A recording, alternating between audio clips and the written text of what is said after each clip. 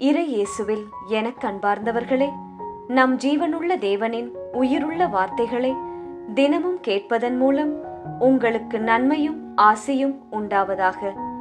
இன்றைக்கு நம் உள்ளத்தில் ஆண்டவர் பேச விரும்புகிற திருவசனம் மத்தேயு 11ஆம் அதிகாரம் 28ஆம் திருவசனம். பெருஞ்சுமை சுமந்து சோர்ந்திருப்பவர்களே, எல்லாரும் என்னிடம் வாருங்கள், நான் உங்களுக்கு இளைப்பாறுதல் தருவேன். இறை இயேசுவில் எனதருமை நண்பர்களே, உங்கள் அனைவருக்கும் நம் இயேசுவின் அன்பை உரித்தாக்குகின்றேன். இன்றைய புனிதராம் புனித ஜானிடம் நமக்காக இயேசுவிடம் பரிந்து பேச ஜெபித்துக் கொள்வோம்.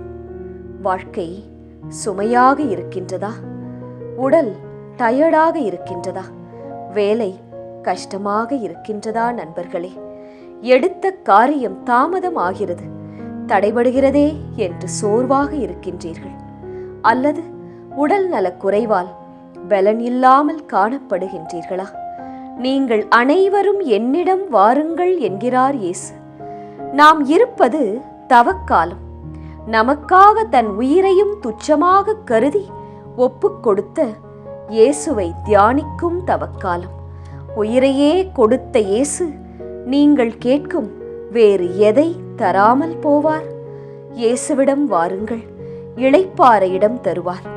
நல்லதொரு வேப்பமர நிழலில் கயத்து கட்டில் போட்டு படுத்துக்கொண்டு அங்கே வயல்வெளியில் இருந்து வரும் சில்லென்ற காற்று உங்கள் முகத்தில் படுவது போல உணர்வீர்கள். கண்மூடி தூங்குவீர்கள், கவலையெல்லாம் மறந்து. நாம் அனைவரும் அமெரிக்காவில் நியூயார்க்கில் உள்ள சுதந்திர தேவியின் சிலையை போட்டோவில் பார்த்திருப்போம்.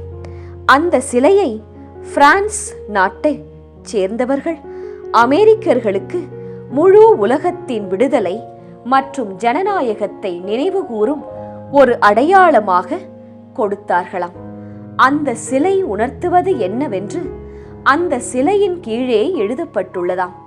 அது என்னவென்றால், களைத்து சுதந்திரத்திற்காக ஆசைப்படுகிற அனைவரும் வாருங்கள், நான் என் விளக்கை உயர்த்தி உங்களுக்கு பொன்னாலான வாசலை உள்ளே பிரவேசிக்க காட்டுவேன் என்று எழுதியுள்ளதாம். ஆம் நண்பர்களே, அதுபோல நமக்காய் சிலுவையில் மரித்து உயிர்த்த இயேசுவிடம் விடுதலை உண்டு. நீங்கள் ஆசைப்படுகிற வசந்தம் உண்டு, வாழ்வு உண்டு, வளர்ச்சி உண்டு, மகப்பேறு உண்டு, மாற்றம் உண்டு. இன்றைக்கு மிகவும் சோகமாக நீங்கள் இருக்கலாம். யாரிடம் என் தேவைகளை சொல்லுவேன்? யார் என்னை புரிந்து கொள்வார், உதவுவார் என்று நீங்கள் தவித்துக் கொண்டு இருக்கலாம். இயேசுவிடம் இந்த தவக்காலத்தில் வாருங்கள். அது வேலை இல்லாமையோ, கடன் பிரச்சனையோ, குடும்ப பிரிவோ எனக்கு தெரியாது. ஆனால் இயேசுவிடம் இந்த தவக்காலத்தில், இரக்கத்தின் காலத்தில் சொல்லுங்கள். இந்த இரக்கத்தின் காலமான தவக்காலத்தில் இயேசு வாழ்வு கொடுப்பார், ஜெபத்தை கேட்பார். உங்களை விசாரிக்க, ஆதரிக்க இயேசு இருக்கிறார். ஜெபிக்கலாமா? இயேசுவே, என்னிடத்தில் வாருங்கள், நான் இளைப்பாறுதல் தருவேன் என்று கூறிய அன்பு இயேசுவே, உமது அழைப்பை ஏற்று உமதண்டை ஓடி வரும் உமது மக்களை பாரும். பாவம், வறுமை, நோய், அவமானம், குழந்தையின்மை, இதிலிருந்து எல்லாம் விடுதலை தாரும். ஆமேன். இயேசு கிறிஸ்துவின் பெரிதான நாமத்தின் நிமித்தம் ஜெபிக்கிறோம். ஆமேன். ஒவ்வொரு நாளும் உங்கள் உள்ளத்தில் ஆண்டவர் பேச விரும்புகிற இறை வார்த்தையை தெரிந்து கொள்ள ரோசரி பிரேயர்ஸ் சேனலை சப்ஸ்கிரைப் செய்யுங்கள். மேலும் உங்கள் நண்பர்கள் மற்றும் உறவினர்களுடன் ஷேர் செய்யுங்கள். நன்றி.